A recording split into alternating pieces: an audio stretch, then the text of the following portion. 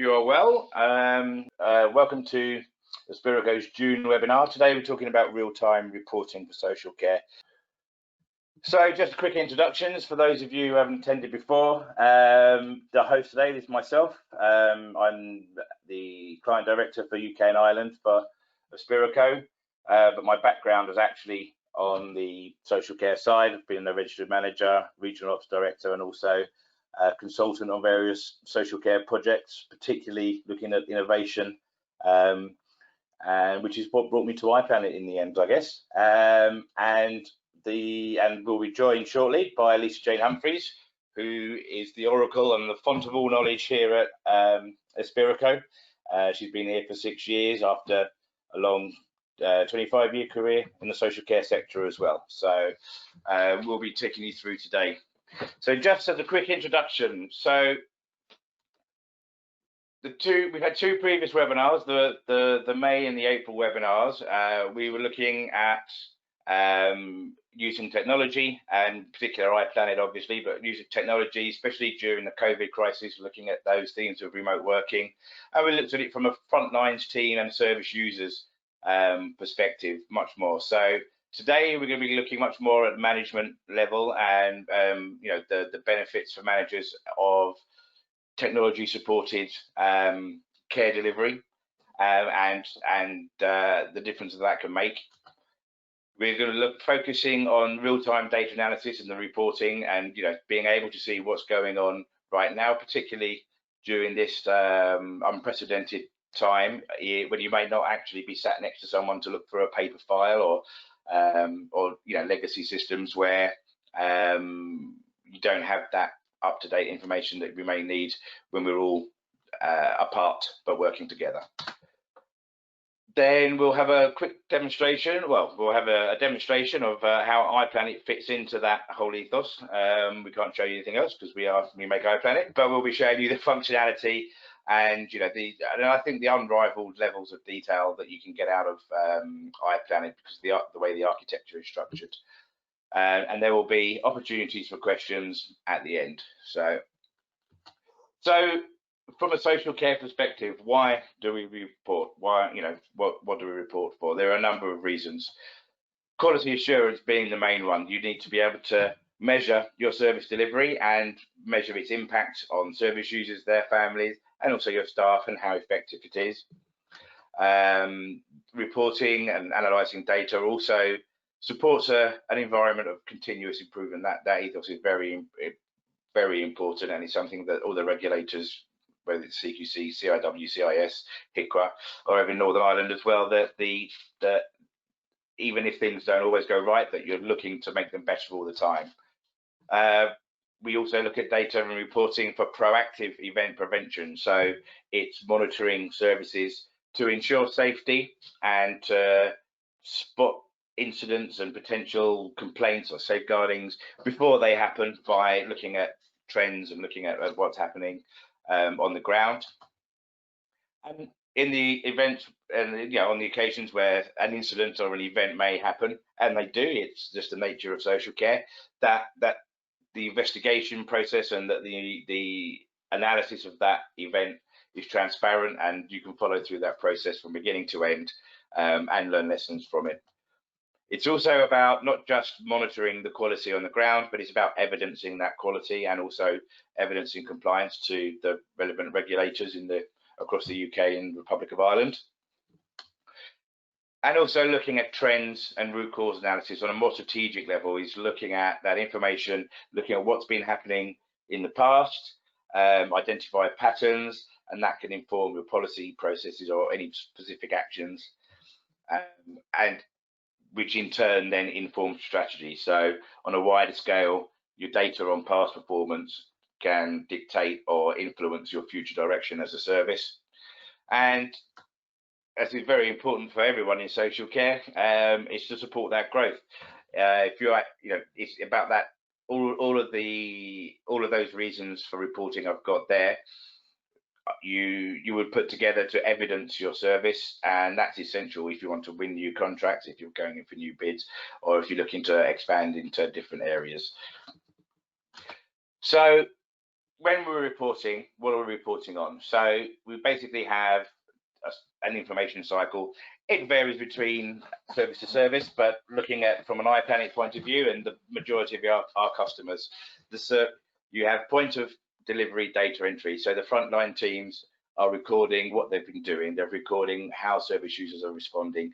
They're recording what activities have taken place, how people are meeting those outcomes, and the actual, the doing of the service, if you like. So then this information is then often looked at by operational leads and managers. So that may be a service manager, team leaders, and senior staff that are looking from an operational basis. So what are your staff doing? How are the staff interacting with service users? What's the direct impact of your services on service users within your area of responsibility? Then beyond that, you'll have some kind of quality assurance. So this may be quality leads, quality managers. You may have some kind of quality supervisors of QA function that sits alongside operational leads and managers. And then ultimately that information is then filtered through, and certain elements are then analysed at a strategic level, at the executive management level. So your senior managers and the directors, and for a lot of our customers who are in the not-for-profit sector, it may well be a board that they're answerable to as well, or a committee within a board. That information is then used to inform strategy, develop your policies, develop your procedures, identify areas where there could be improvements, which in turn then is filtered back down to the actual service users themselves and the service they're receiving. And then the cycle begins again from the staff delivering those service at the point of delivery data, the delivery data entry.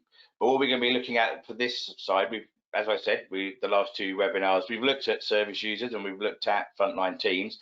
So today we're going to be looking at the management, sort of the impact that technology supported care planning and care management can have at this level. So what are management really looking to report on? What data are they looking for, and why are they looking for it? So we have a look here. We can see the main areas. So you'll have operations data. So that will be direct data on service delivery. It will be staff activity and performance, and also location management. So looking at how a location is performing, and also the operational tasks associated with a location or a group of service users. Then there's the quality section, and these are all very overlapping. They're not defined silos of data. They overlap and they intertwine, and some are dependent on others. So you're looking at the quality side, that would be looking at things like your service user feedback, surveys, spot checks, reviews, that sort of thing. Also, it would also look at quality measured against your internal policies and processes. How are staff doing? How are the service users responding to how you'd expect? And again, that internal sort of continuous improvement ethos. Then you have compliance, and your quality compliance overlap tremendously, but looking at compliance, you're looking much more at your regulators and their guidelines and their regulations, and things like managing incidents, whether that be a safeguarding alert or a COSH or RIDDOR incident, or health and safety, that sort of thing. And also your contractual obligations. So that would, on top of your regulators standards, you would probably have separate standards, separate obligations built in within your commissioner's contract. So whether it's the NHS or local authority, there will be additional reporting needs, or you need to evidence certain things as part of that contract. And then for business development as well, on a strategic level, you want to look at how you're operating, the quality and the compliance elements, so that to enhance your regulatory ratings, which can directly affect how you win new business, but also for developing existing contracts. You might have 100 service users with one local authority. You can evidence that you're doing well. You might end up with 150, 200. And also for expansion, looking at new business, looking at tenders, that data, those reports really support any bid that you're going for. And generally, the quality side can be very hard to measure against, because you're looking at qualitative measures rather than quantitative. But generally, all of these will be held together with some kind of KPI, some kind of framework that you would look at. So we're going to have a quick look at iplanit. We're going to have a look at how this looks in real life, how this looks someone on the ground has entered their data, what happens to that data, what comes out the other side.